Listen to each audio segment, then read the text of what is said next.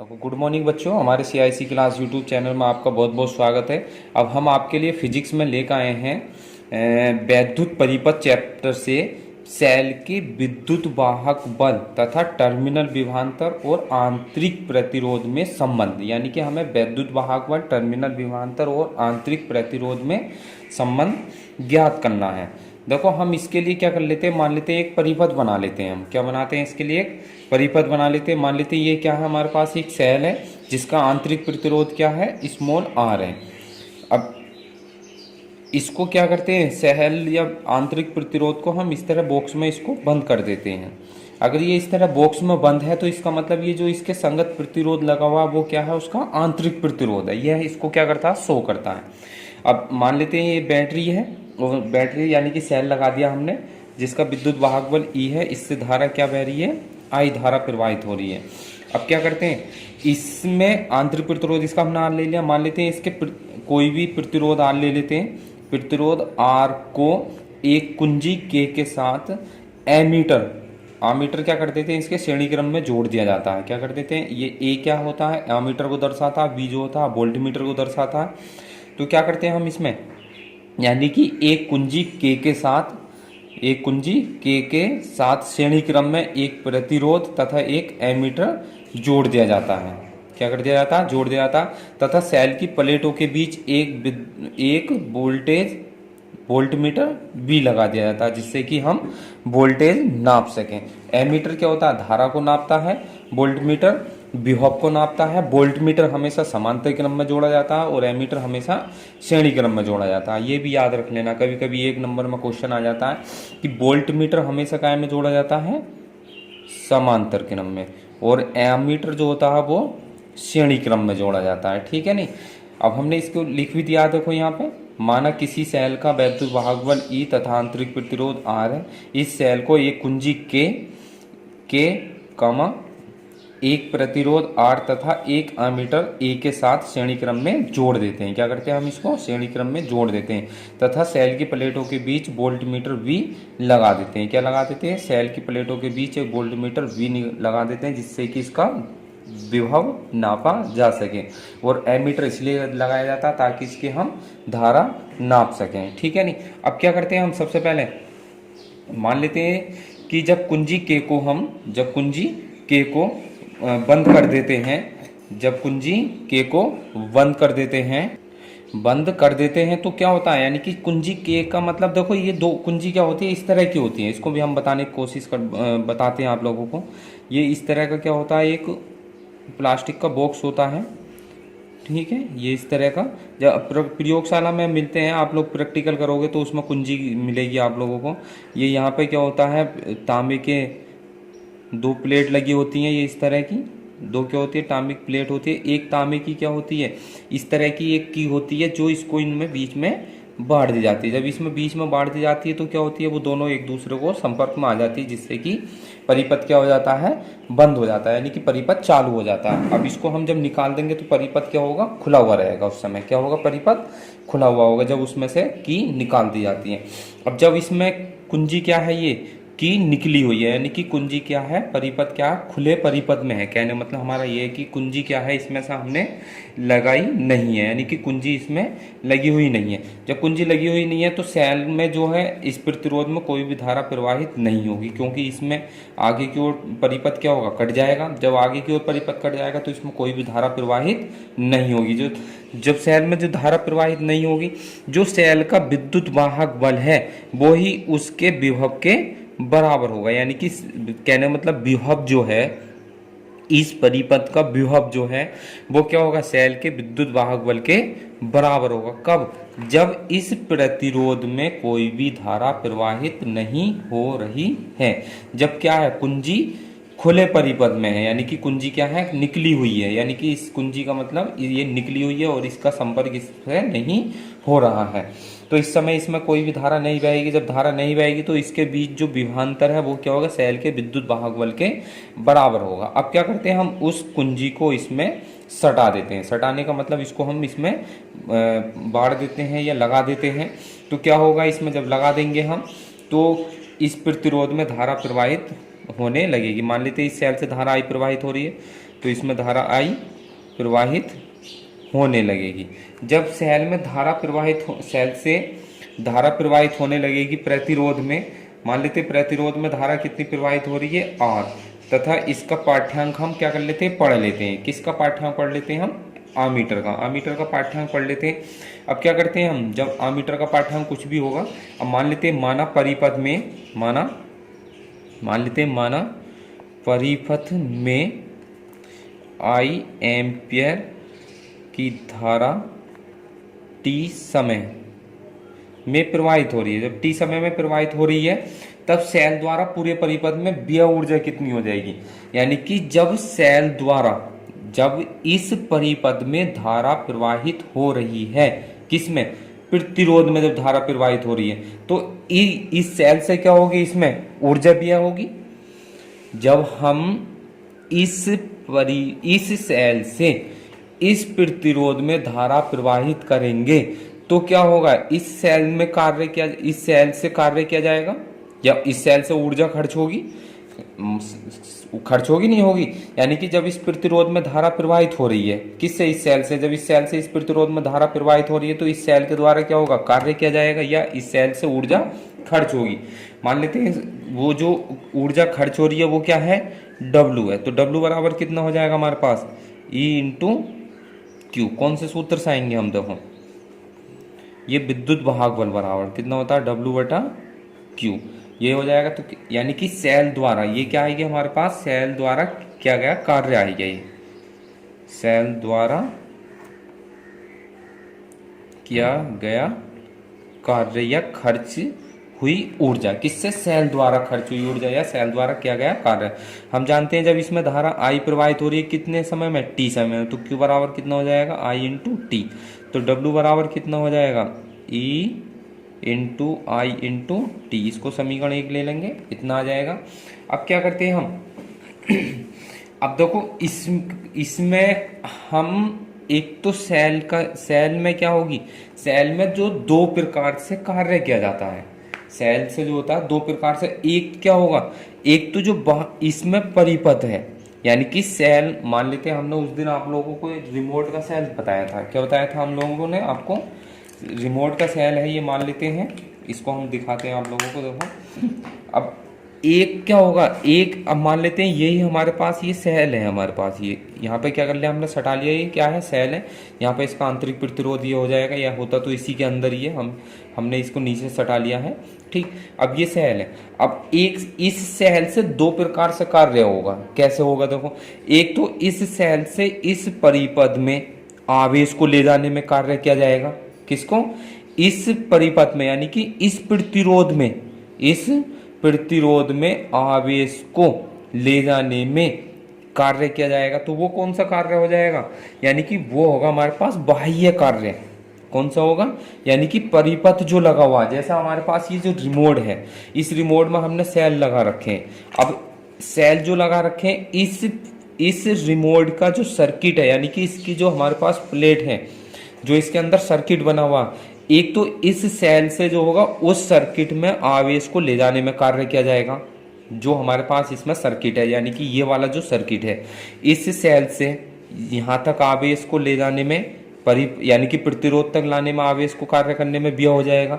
एक तो वो होगा जो परिपथ में कहलाएगा, परिपथ क्या होगा, इस सेल से बाहर बना हुआ, तो वो कौन सा कार्य होगा, बाह्य कार्य होगा। कौन सा होगा कार्य, हो बाह्य कार्य, जो हमारे पास इस सेल के द्वारा इस परिपथ में आवेश को ले जाने में किया गया कार्य कौन सा होगा, बाह्य कार्य होगा। मान लेते हैं इसके सिरों के बीच विभवांतर कितना लगा हुआ है, V है। कितना है विभवांतर, सेल के सिरों के बीच कितना है, यानी कि जब हम इस प्रतिरोध में धारा प्रवाहित हो रही है, किसमें, जब इस प्रतिरोध में धारा प्रवाहित हो रही है, तो प्रतिरोध के सिरों के बीच विभवांतर कितना ले लेते हैं हम, क्या है, V है। कितना, प्रतिरोध के सिरों के बीच विभवांतर V है। तब प्रतिरोध R में व्यय ऊर्जा या कृत कार्य। अब ये कृत कार्य कौन सा होगा, जो बाह्य कार्य है, इसको बाह्य लिख लेते हैं, चलो जो परिपथ के बाहर यानी कि सेल से बाहर किया गया है, सेल से बाहर यानी कि जो परिपथ में किया गया, सेल से बाहर जो परिपथ में किया गया वो क्या हो जाएगा, परिपथ का बाह्य कार्य हो जाएगा।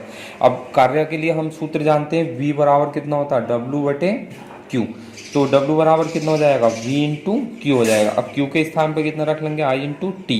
तो W बाह्य कार्य कितना आ जाएगा हमारे पास, V इंटू आई इंटू टी हो जाएगा। ये क्या आएगा हमारे पास, बाह्य कार्य आ गया। अब देखो ये बाह्य कार्य आएगा। अब एक सेल के अंदर कार्य किया जाएगा, क्योंकि ये क्या है, प्लस टर्मिनल होता है, ये माइनस टर्मिनल होता है, यानी कि जो धारा है वो प्लस से किधर की ओर जाएगी, माइनस, यानी कि जो इस सेल के अंदर आवेश है। अब क्या करना है, हमारे पास जो सेल होता है, इस सेल के अंदर जो कार्य होगा उसको हम क्या कहेंगे, आंतरिक कार्य। यानी कि जो रासायनिक ऊर्जा इसके अंदर भरी हुई है, वो जो ऊर्जा होगी उसको हम यानी कि सेल के अंदर जो ऊर्जा है वो एक स्थान से दूसरे स्थान, यानी कि कहाँ से, यानी कि प्लस से रे से माइनस की ओर जो जाएगी, उसके आंतरिक कार्य जो होगा उसको हम क्या बोलेंगे, मान लेते हैं इसमें जो विभव का पतन होता है, मान लेते हैं माना क्या है, वैद्युत अपघटीय में, जो वैद्युत अपघटीय इसके अंदर जो विलयन है, क्या होता है, इसके अंदर जो विलयन होता है, यानी कि वैद्युत अपघटीय जो होता है, वैद्युत अपघटीय में विभव में पतन कितना हो जाता है, विभव पतन मान लेते हैं क्या है, स्मॉल v है। तब अब आंतरिक कितना कार्य, आंतरिक कार्य कितना हो जाएगा, तब W यानी कि सेल के अंदर, सेल के अंदर किया गया कार्य या सेल के अंदर व्यय हुई ऊर्जा तो कितनी हो जाएगी, उसको आंतरिक लिख लेते हैं।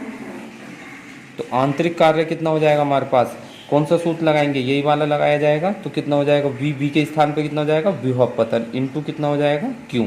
अब देखो विभव पतन कितना होगा इसमें, जहां विभव पतन, तो विभव पतन V बराबर कितना होता है, V बराबर होता है I इंटू आर।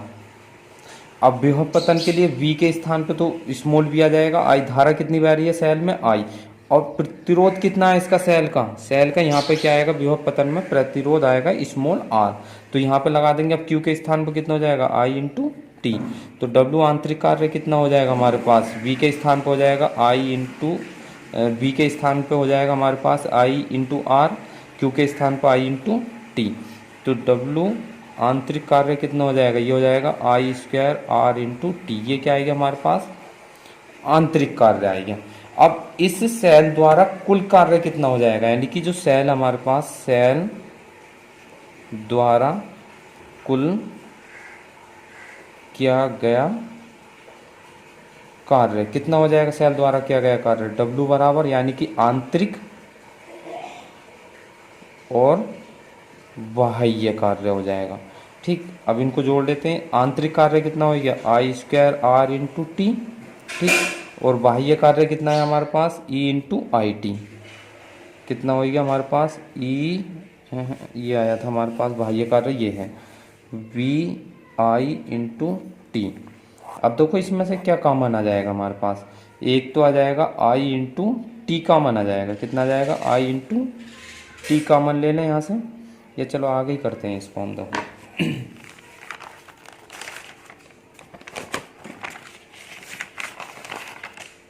ये है हमारे पास, तो W बराबर कितना हो जाएगा हमारे पास, देखो W बराबर यहाँ से कितना आ जाएगा, I टी कॉमन ले लेंगे। जब I टी कॉमन लेंगे तो एक I रह जाएगा और स्मॉल r रहेगा, और यहाँ पे कितना रह जाएगा, B रह जाएगा।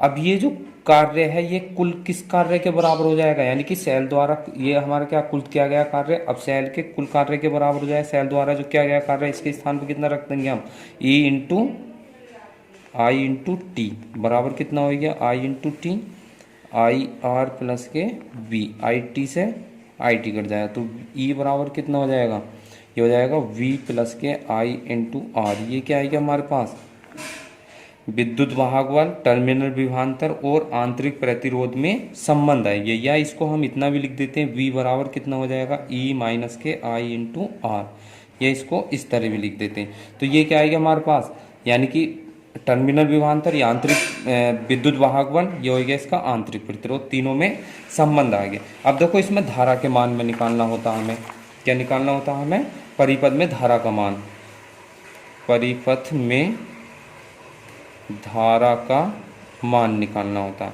तो V बराबर हम जानते हैं कितना होता है, I इंटू आर हो जाएगा। तो इसके स्थान पर रख देंगे V बराबर I इंटू आर, तो ये हो जाएगा E माइनस के I इंटू स्मॉल आर। तो अब यहाँ से इसको इधर ले आएँ तो आई आर बराबर कितना हो जाएगा, I इंटू स्मॉल आर बराबर E। यहाँ से I कॉमन आ जाएगा, ये हो जाएगा R प्लस स्मॉल आर बराबर कैपिटल E। तो यहाँ से I का मान कितना आ जाएगा, ये हो जाएगा कैपिटल E बटे R प्लस स्मॉल आर। ये क्या आ जाएगी हमारे पास, सेल द्वारा जो खर्च की गई धारा है, ये सेल की धारा आ जाएगी। या इसको हम एक सूत्र और बना लेते हैं। देखो एक सूत्र तो ये हो गया। अब जहाँ ये कहाँ क्या होगा, जहाँ R प्लस स्मॉल आर क्या होगा, पूरे परिपथ का प्रतिरोध होगा, ठीक है ना, पूरे परिपथ का क्या होगा, प्रतिरोध होगा। अब ये हमारे पास, अब इसमें एक संबंध और निकाल लेते हैं। देखो इसको क्या करते हैं हम, ये जो हमारे पास आया था ये, इसको ले लेते हैं हम समीकरण 1 मान लें, ठीक, और इसको समीकरण, इसको मान लें 2, हम 2 समीकरण आ जाते हैं हम, चलो इसको 2 माने लेते हैं। अब इन दोनों को क्या कर लें हम, भाग दे लेते हैं हम। देखो ये समीकरण है, इसको भाग दे लें हम, तो भाग देने पर हमारे पास कितना हो जाएगा, ये देखो कहने का मतलब हमारे पास क्या, हमें जो है वैद्युत वाहक बल और आर और स्मॉल आर में हमें संबंध निकालना होता है। तो इसके लिए इसमें हमें क्या करना होगा, देखो इस वाले बी को इससे भाग दे लेते हैं हम, किसको, इस समीकरण को, चलो सेकंड ले लो, इसको फर्स्ट ले लेते हैं, यानी कि सेकंड को भाग दे देते हैं हम फर्स्ट से, ये ई हो जाएगा। और इधर कितना है v, यानी कि हम इसको कितना लिख लें, ये e हो गया हमारे पास, इधर इसको लिख लेते हैं v। तो अब e का मान कितना हमारे पास, या इसको ले लो या इसको ले लो, चलो i इस वाले को ले लेते हैं हम, चलो समीकरण सेकेंड। तो ये हो जाएगा i r प्लस का स्मॉल r, ये कितना हमारे पास i इंटू आर हो गया, ये कितना हो जाएगा i इंटू आर हो जाएगा। जब इसको हम i से i कट जाएगा तो e बटे b बराबर कितना हो गया, इसको भाग दे लें या इसको लिख लेते हैं, देखो अभी फिलहाल में जब इसको भाग देंगे कितना हो जाएगा, आर से आर कट जाएगा, वन आ जाएगा। अब ये आ जाएगा स्मॉल आर बटे कैपिटल आर, ये हो जाएगा ई बटे वी। अब हमें निकालना है किसका मान होता है, इसमें किसका मान निकालना होता है, हमें स्मॉल आर का मान निकालना होता है। किसका मान निकालना होता है, स्मॉल आर का। तो स्मॉल आर का मान निकालने के लिए क्या करेंगे, इसको इधर ले आएंगे, ये हो जाएगा स्मॉल आर बटे कैपिटल आर, यानी कि इसको इधर रहने तो इसको इधर ले आओ, ई बटे वी माइनस का कितना हो जाएगा 1। तो स्मॉल आर बराबर, ये आर कायम है भाग में, तो उधर कायम हो जाएगा गुणा में हो जाएगा, ये हो जाएगा ई बटे वी माइनस का 1।